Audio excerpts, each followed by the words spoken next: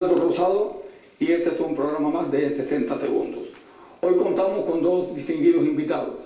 Jesús Angulo, vicedecano del Colegio Nacional de Periodistas de Cuba en el exilio y miembro de la Brigada 2506, veterano de la Brigada 2506, y José Gabriel Ramón Castillo, Pepín, ex prisionero de la Primavera Negra e impulsor principal de la idea de un plebiscito nacional en Cuba.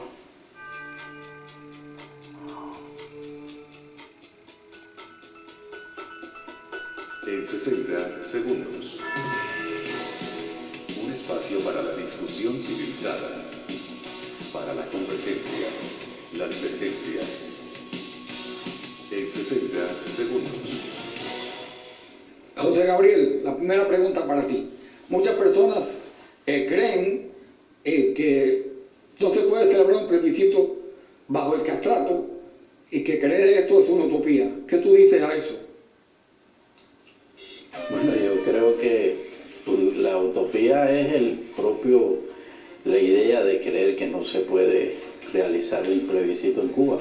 El plebiscito es uno de los métodos de democracia directa que están establecidos y que sencillamente es lo que hay que demandar, exigir y trabajar para que ese proyecto pues se pueda realizar. En este caso me refiero al plebiscito nacional cubano, que es el que nosotros llevamos a cabo. Nosotros estamos trabajando en que se efectúe esta consulta ciudadana a toda la nación cubana, tanto los cubanos que están dentro de la isla como los que están fuera de la isla.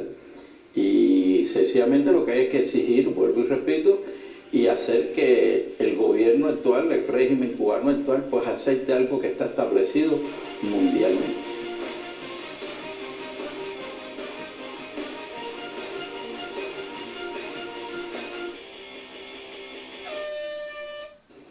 Jesús, tú eres de lo que cree que el Raulato en contubernio con la Casa Blanca están preparando una farsa electoral con una leal oposición o una consulta manipulada.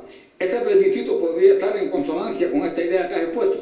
Es que no veo en realidad una relación entre el plebiscito y toda esta maniobra que se ha estado haciendo en estos días, donde hemos visto llegar al exilio en el pasado mes una serie de figuras que estaban condenadas por el régimen, y de buena primera se abren las puertas, estas personas vienen aquí, han dicho todo lo que les ha dado la gana contra el régimen y poco a poco se van.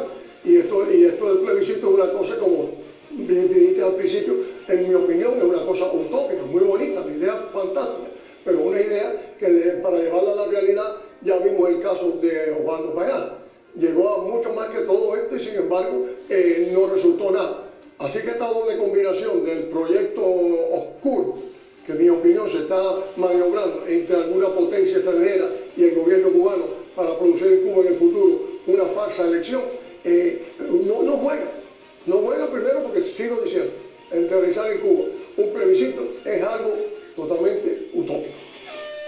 Para Pepín, ¿cómo se puede conseguir el propósito de un plebiscito desde el exterior sin activistas regados por cada municipio de Cuba?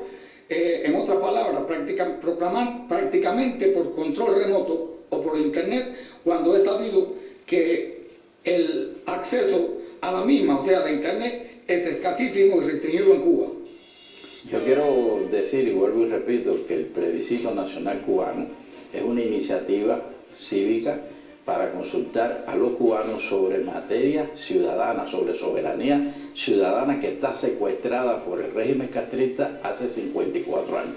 Es una tarea enorme. En primer lugar, hacer que el régimen acepte la idea plebiscitaria y después llevar a cabo el plebiscito y ganar el plebiscito es una tarea monstruosa, pero hay que hacerlo. La plataforma ciudadana por el plebiscito nacional cubano se está fomentando fuera y dentro de Cuba. Nosotros no pensamos que a través de control remoto se pueda hacer este plebiscito. El plebiscito que nosotros llevamos a cabo, tenemos un plan piloto para llevarlo a todas partes del mundo donde se encuentre un cubano y que el cubano participe en los destinos de la nación, en determinar los destinos de la nación cubana. Angulo, no es un sueño de una noche de verano creer que la tiranía va a acceder a esta idea así como así, sin que se tomen las calles, sin que se le cree un ambiente oposicionista que la arrincone. Es que Es que no le encuentro pie ni cabeza a esto. Perdóname que me exprese así y respeto al amigo Ramón, lo felicito por el deseo, la voluntad, la determinación que tiene de llevar a eso. No quiero que él diga la estrategia, pero sí que diga en cierta forma cómo él va a hacer algo donde por lo menos por primera vez escucho yo esto por parte de él en estos momentos. Y en segundo lugar, es tan difícil para los que llevamos aquí en este exilio 50 y pico años, hemos participado en todas las cosas, por lo menos las que no hemos hecho las conocemos. El hacer un plebiscito necesita oficinas en Cuba y oficinas aquí. Existe el consenso del cubano en Cuba y el consenso de aquí, el cubano en Cuba está desinformado completamente. Ya vimos el trabajo que pasó para allá para lograr aquello. ¿Y qué logró con aquello? La muerte, no logró otra cosa. Y logró, porque tenía cientos y cientos de hombres en cada una de las provincias de Cuba consiguiendo las firmas de aquella planilla. Y en definitiva no resolvió nada, así que yo quisiera que él nos diera un poco más de información hasta donde él pueda darla de cómo va a realizar eso en Cuba. Esta pregunta es para ambos. Primero Pepín y después la contesta Angulo. Si un plebiscito no es solamente el acto de ir a votar, sino que conlleva una serie de garantías indispensables para su éxito, ¿creen ustedes que esta garantía, uso de la televisión y la prensa para propagandizar la idea, veedores internacionales y otros muchos, etcétera, se lograrían con el actual grupo gobernante? Bueno, parece una cosa difícil que este plebiscito nacional cubano, yo siempre le pongo sus nombres y sus apellidos, se pueda lograr. Incluso cuando hay tanto escepticismo e incredulidad y ver un régimen 54 años en el poder que ha totalizado la sociedad cubana, parece algo imposible. Yo vuelvo y repito, es una idea enorme, es una tarea descomunal para todos los que estamos haciendo esto, pero confiamos en que el pueblo de Cuba pues responda a este llamado. Nosotros tenemos un plan piloto, incluso lo vamos a llevar en dos partes. Una primera parte es ocupemos los espacios públicos donde se harán las consultas directamente por barrios, por localidades. Hemos planteado declarar provincias pilotos de este proyecto, ciudades pilotos de este proyecto y toda una serie de cosas para poder realizar el plebiscito. Angulo. Figúrese usted lo que él está planteando, como él dice, por ciudad, me recuerda estos problemas de los comités de barrio. Hay que recordar que en Cuba lo que impera es el terror, en Cuba lo que impera es el miedo, en Cuba lo que impera es el desconocimiento por falta de información.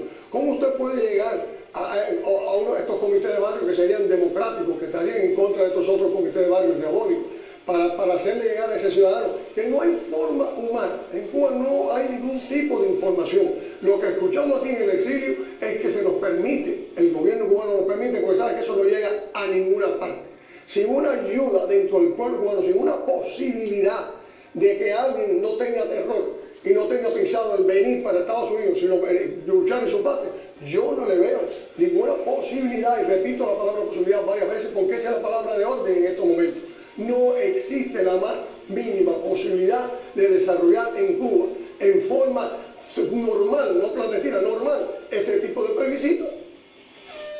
Gabriel, ¿qué pasos efectivos se han dado para echar a andar el proyecto dentro de Cuba?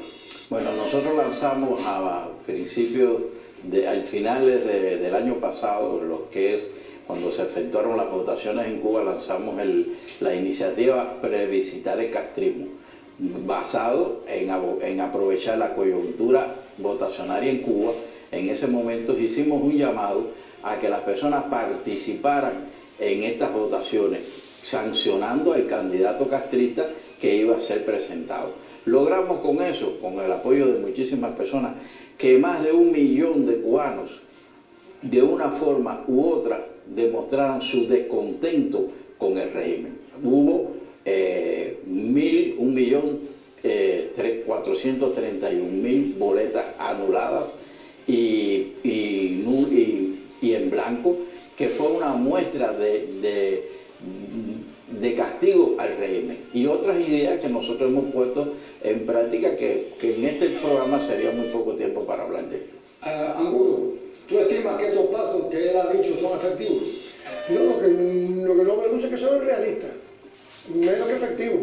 O sea, me luce que él en su ilusión, mezcla unas cosas con otras y desarrolla una hipótesis, porque esto no es ni una hipótesis de éxito dentro de un sistema que el propio Víctor, por lo menos Viva Castro, ha dicho que ahí no hay nada que hacer que sea contra la revolución. Y la revolución es él, el terror, el miedo y su hermano.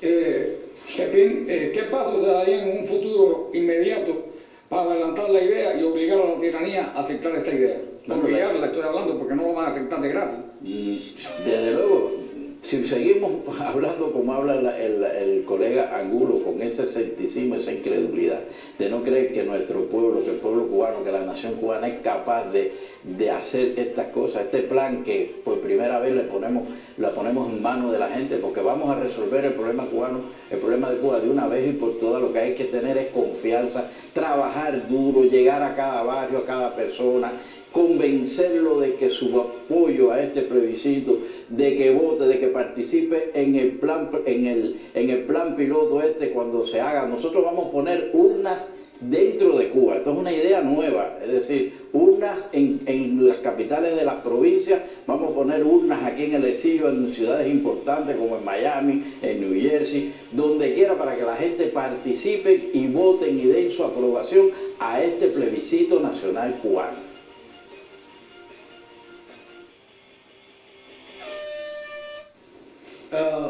¿Tú crees factible eso que dice Pepín, que se pongan urnas en Cuba? Señores, perdone, vuelvo una vez más, siempre lo felicito por su constancia, y constancia frente a mi opinión.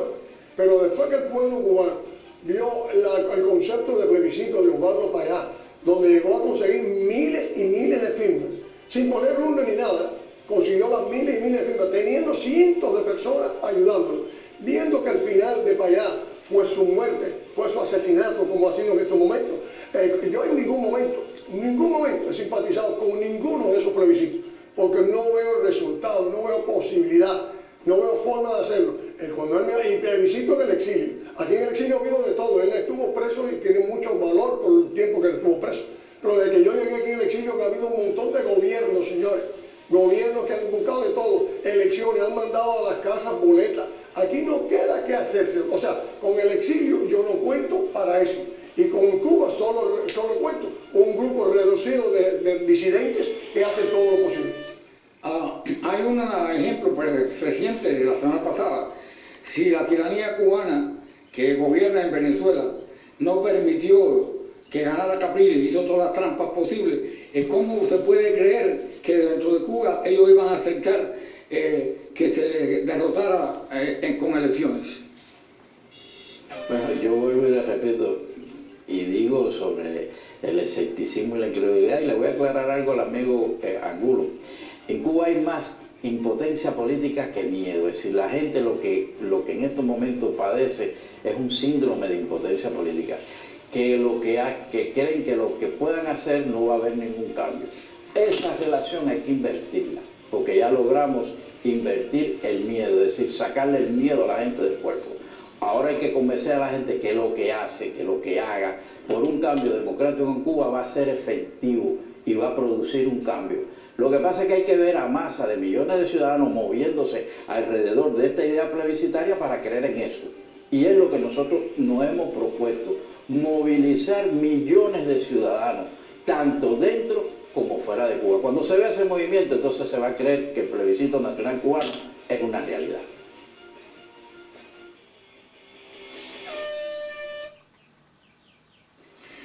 Yo creo que si tenemos en Cuba cerca de 12 millones de personas, 11 millones y pico, creo que es el último censo, esas 11 millones y pico de ellas, en su gran mayoría, lo que están pensando es primero cómo salir de Cuba. Ese es el primer pensamiento que tiene el cubano. El segundo es mantener el sistema que ha mantenido Castro desde el primer día, pan y circo. Y pan cuando hay pan, porque muchas veces no hay ni pan. Por lo tanto, el poder realizar esto, yo creo que la labor de nosotros, señores, aquí en el exilio, lo he dicho, lo he escrito y lo he puesto 1000 veces, es una labor de denuncia, de perseverancia, de tratar de comunicarnos con la gente de Cuba, de educar a ese pueblo cubano que de política no sabe nada, no oye de política 7 años de Batista y 54 años del régimen castrista. De política hay como 4 generaciones, no tienen la menor idea. ¿Cómo vamos a pensar que políticamente vamos a organizar? No, hay que educar a esa gente en todas las formas, con este tipo de programas que están haciendo Aldo y Cotunga. Este es el tipo de cosas, la denuncia que hacemos diariamente, educarnos y después veremos. Hay que tener paciencia. Para terminar, 60 segundos para cada uno para que diga su conclusión. Bueno, yo vuelvo a decir lo siguiente, hay que tener mucha fe como la tenemos nosotros en este plebiscito nacional cubano. Y quiero decir que lo que estamos llamando y estamos convocando a que todas las organizaciones dentro y fuera de Cuba adopten este plan plebiscitario o se adscriban a nuestra plataforma ciudadana por el plebiscito nacional cubano. Con la fuerza de todo, con el trabajo de todos, compartiendo esta idea y participando en esta iniciativa plebiscitaria, nosotros podemos cambiar el régimen. Nosotros incluso hemos planteado a partir de este proyecto que solicitamos lo que es la constitución de una asamblea constituyente para dotar a la nación cubana de una constitución democrática que puede ser incluso la propia constitución del 40, que se podía adoptar nuevamente, algo que está ahí vigente todavía. Podemos llegar nosotros a demostrar que Cuba puede tener un sistema democrático. Sí, yo creo que Cuba pudiera tener un cambio, pero un cambio realista, lógico. Ahora mismo tenemos el caso de Venezuela, donde se está luchando porque se recuenten los votos. Si se logra, que va a ser también muy difícil, porque ahí está el cubano metido en el terror. Si se logra este hecho en Venezuela, por estrangulación económica, se van a producir una serie de hechos en Cuba. Por falta de comida total, por falta de necesidad, puede producirse en Cuba un tipo de levantamiento que sea secundado por aquellos militares ambiciosos que están desesperados por coger el poder en Cuba, por encima de los Castro, manejar aquí la cosa con los americanos y con el mundo occidental, y entonces ellos dirían en mejores condiciones qué podemos hacer para llevar a la Cuba a una Cuba mejor, no la del pasado, pero una Cuba donde haya un mínimo de libertad, un mínimo de posibilidad de sí llevar a ese pueblo a unas elecciones. Y de ahí en adelante, bueno, ya haríamos lo mejor posible para entonces producir el aspecto económico, que uno con el otro llegue a Cuba a la total solución de la desgracia actual. Bueno, les agradezco a los dos invitados su presencia y muchas gracias y lo veremos en el próximo programa. En 60 segundos. Un espacio para la divergencia. En 60 segundos.